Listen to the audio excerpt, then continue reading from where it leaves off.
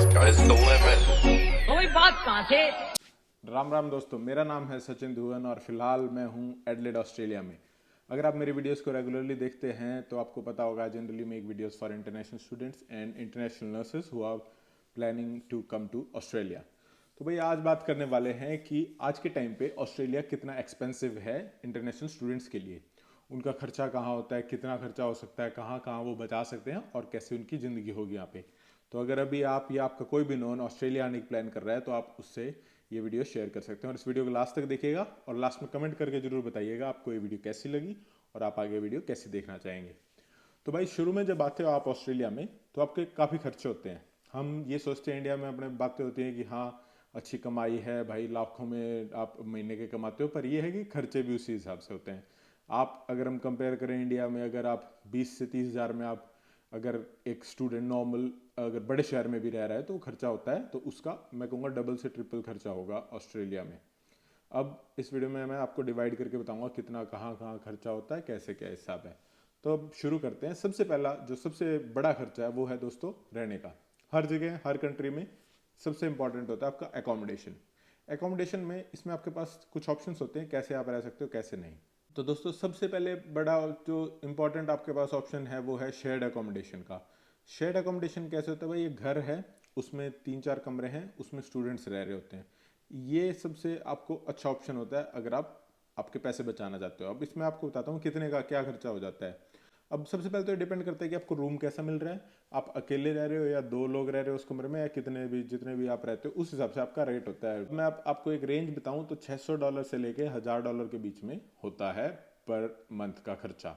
अब इसमें आपको क्या पता वो जो आपको मिल रहा है वो $600 में मिल जाए पर मंथ, क्या पता आपको $700 लगे आपके पर मंथ के। वो काफ़ी चीज़ों पे डिपेंड करता है, वो आपके घर के हिसाब से भी डिपेंड करता है, घर कैसा है, घर में फैसिलिटीज़ कैसी हैं, उन सारी चीज़ों पर।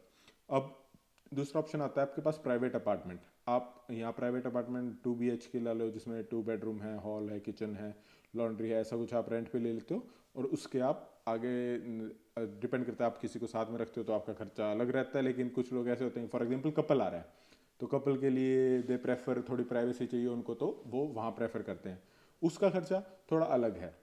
उसमें आप लगा लो भाई मिनिमम 1200 से लेके 2000 मैक्सिमम आपको यूनिट मिल जाएगी उसमें। लेकिन ये है कि उसमें आपको सामान आपका लेके आना पड़ता है, वो काफ़ी सारा पंगाबाजी है उसमें। तो मैं पर्सनली नहीं रिकमेंड करूँगा कि नए स्टूडेंट आते ही ऐसा कुछ करें।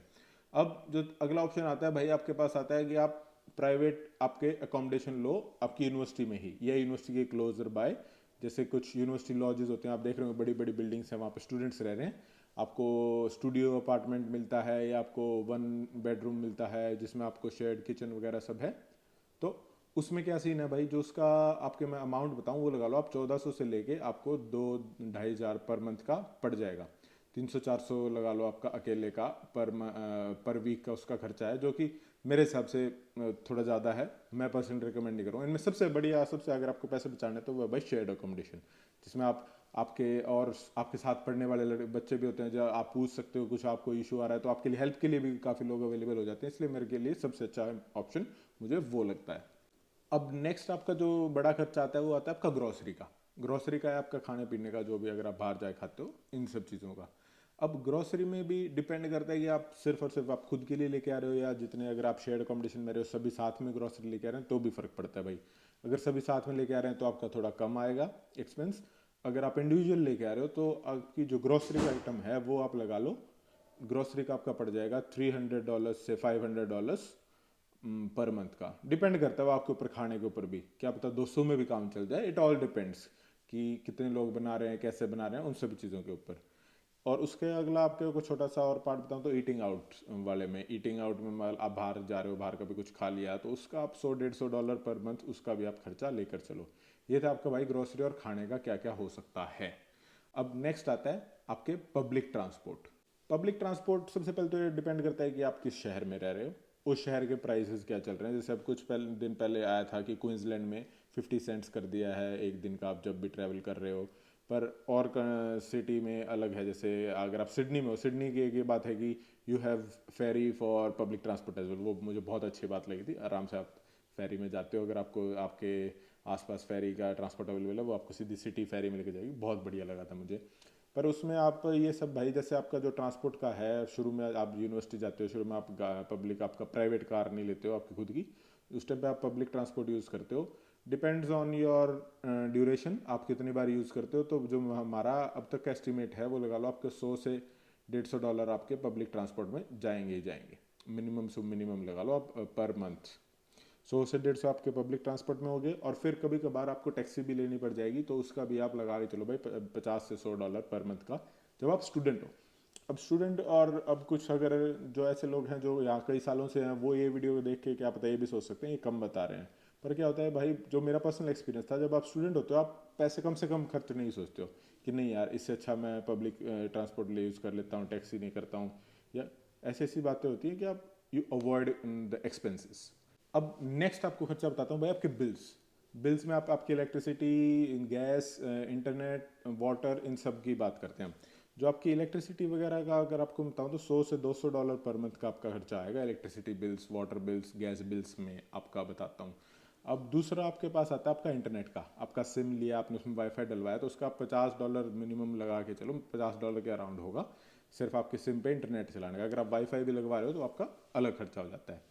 ये था आपका भाई बिल्स का। नेक्स्ट आता है आपके अदर एक्सपेंसेस। फॉर एग्जांपल आप एंटरटेनमेंट के लिए खर्चा कहाँ कर सकते हो, कितना कर सकते हो, आपके जिम का जाना है या कुछ छोटे मोटे आप लगा लो। ये भाई आपका लगा लो आप $100 से $300 का ये भी आता है। तो ये सारे मैंने आपको खर्चे बताए हैं आज के टाइम पे 2024 में कितना एक्सपेंसिव है ऑस्ट्रेलिया। तो मिनिमम मैं अराउंड आपको एक एस्टिमेट बताऊं तो $1000 से लेके $1400 तक का आपका ऑलमोस्ट खर्चा आता है महीने का। अब उस सब आपके ऊपर डिपेंड है कि आप कितने बचाना चाहते हो, कितने खर्चना चाहते हो, वो हर एक इंडिविजुअल के ऊपर डिपेंड होता है।